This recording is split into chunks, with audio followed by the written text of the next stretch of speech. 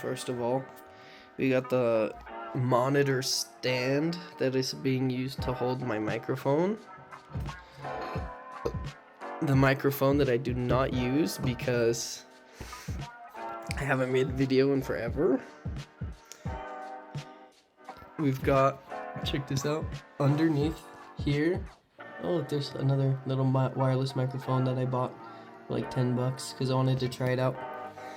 But we've got like these little cubbies underneath the little monitor stand. These are awesome. Look, I can put my keyboard under there, clear off the desk. Oh yeah, that looks nice. Check out this train Lego my wife got me for my birthday. Oh yeah. And me and my wife also made these. These are fun. We took Pokemon cards with art that we liked on them, and we made our own little versions. Obviously, I'm not the artist in the in the household. I did my best, but hers is much more artistic. There's a lot more depth to it. But also check this upgrade out. Double Samsung Odyssey G5 monitors. This one I got like 3 years ago, and the screen started popping out, so I 3D printed this to hold the screen in. It's actually held up pretty well. It's been there nearly a year now. And then this one I got like a month and a half ago because Walmart had it for 150 bucks versus like the 300 this one cost when it was new. So I got the double setup. They're not exactly matched up for whatever reason. They're slightly different models, and so there's some things that are different. It's awesome. This desk is awesome, by the way. Check it. It's got the freaking storage. And then underneath, last year, I guess a year ago, last year, me and my wife wanted a PC, so I built her a PC, and I also upgraded mine. And so I got this sick case. Check out this freaking little, reminds me of macaroons. So here, originally, when we bought this, I wanted to use it as a desk ornament at work, but now it's just here at home. And my wife got the Vespa because she won't let me have a motorcycle, but she wants a Vespa, so we got the Vespa Lego. We got Leonardo da Vinci and his flying machine without the wing material because I don't know where it went. Lost it in our move. And then we got this one currently in progress. Check that out. Bam! This one's so sick. Look at it. It's got the rocket ship, the satellite, the freaking Bumblebee, dude. Isaac Newton, Marie Curie, George Washington Carver. This is so sick. We have these downstairs neighbors who are really like the stereotypical annoying neighbor, always banging on the floor, and I'm like, we're watching TV, dude. It's up to 15 out of 100. We're watching TV. You're banging on the floor. And the first night we moved in, they were upset at us because we drove like 6 or 7 hours, maybe even 8 hours with all the stops we made. So we didn't get to our apartment until 8 p.m. because we had to go grab our old stuff from my parents' house. And they're like, can you keep it down? As I'm literally walking up the stairs, entertainment center in hand, I'm like, boom, boom, boom, boom. They're like, can you keep it down? No, I can't keep it down. Moving away from our old apartment and moving here, I've actually also been able to start working on some projects. I'm working on developing a game because I've always wanted to make a video game. So I'm working on making my first game. It's just 2D, top down. If you've ever played Magic Survival, it's kind of like that. Or Megabonk, if you've seen any videos or played Megabonk. Similar to that, but just in 2D. And I know there's a ton of games like that. I think the other big one that made the genre really popular is called Vampire Survivors. That one was, I haven't played that one, but it's like that type of game. And if you guys want to play it when it's finished, I'll put it up on Steam. Or I can do some like development vlogs for you guys too. Right now I just have a little blue square that moves around on a map getting chased by red squares. And I've only been working on it for like a week though, so pretty pumped, pretty psyched out about that. It'd be awesome if I made it really good and then a lot of people bought it and I could just be a game developer. That'd be sick. Like, check this out. Bookshelf over here.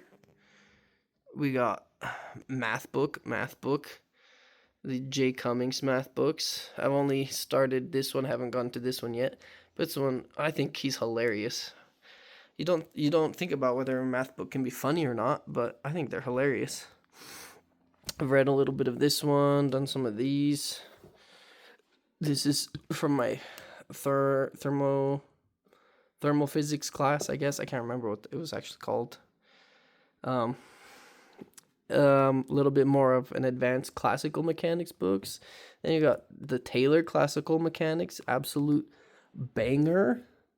You got Griffith's Electrodynamics, another banger. This one I got for like $5 on eBay. It's another E&M book. And then Griffith's Quantum book. I have not started this one yet, but I heard good things about it.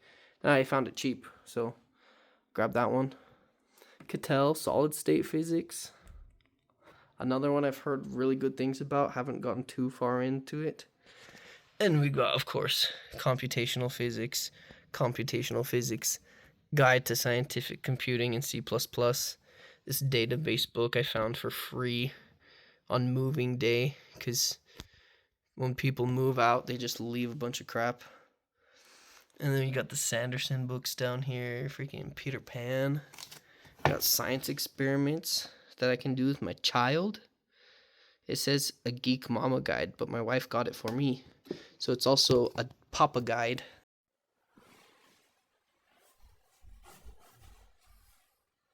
Oh yeah. I have no idea if this is good framing or not. Well, the last time that I made a YouTube video was back in April this year. And that YouTube video was me just trying to poke fun at the fact that I got laid off. It's December now, so that's 8 months since I was laid off.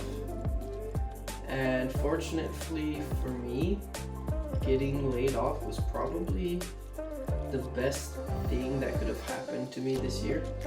When I was laid off in April, I was going to school at university. I was working 2 jobs, one as a university tutor and one as a tutor for an online high school. And the online high school tutoring job was made up the bulk of my income at work. And I was working about 45 hours a week between both jobs, and I was barely making enough money to pay our rent. Barely making enough for food. It was a hard time. And then I got laid off, and fortunately for me, I had a job that I was able to find pretty quickly. That job lasted a week and 1 or 2 days, and then I immediately quit because it was, manual labor, 10-hour, 12-hour days outside, not enjoyable, not worth it, honestly, in the long run. I was making the same amount that I would have had I not lost my job, essentially. And so I quit that, and was able to quit it because I got an internship. I got an internship doing software development. And so 2.5 weeks, 3 weeks actually, 3 weeks after I got laid off from my job, me, my wife, my son, we picked up everything and we moved to Utah for my internship. and we were fortunately able to stay with some family for a long time. I think 4.5 months. And my internship was supposed to end in November, but I really enjoyed the internship. I really enjoyed the software development work that I was doing. I enjoyed the things that I was able to learn.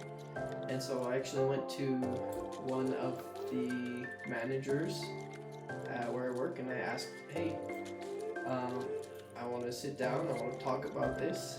I like working here, I enjoy what we're working on, and I really would like to start working here full time if that's possible. The internship was supposed to be a 6-month long internship. I was able to actually be hired and have a full-time job doing software development after only 5 months, 5 and a little bit. And so now I'm doing software development full-time, which is honestly a huge blessing for me and for my family, especially with the job market like it is today. I know there's tons of people who honestly are probably more qualified than I am with actual degrees that aren't able to find jobs, and I fortunately was able to get this one. It is a much better paying job than what I had before. It comes with benefits, so I'm working overall less hours than I was with my 2 part-time jobs, and I have insurance, I have health insurance, dental insurance, vision insurance. I don't think I've actually been to the dentist in probably 2 or 3 years because I haven't had dental insurance. And now I'm able to have that for myself and for my family. We moved into a nice apartment.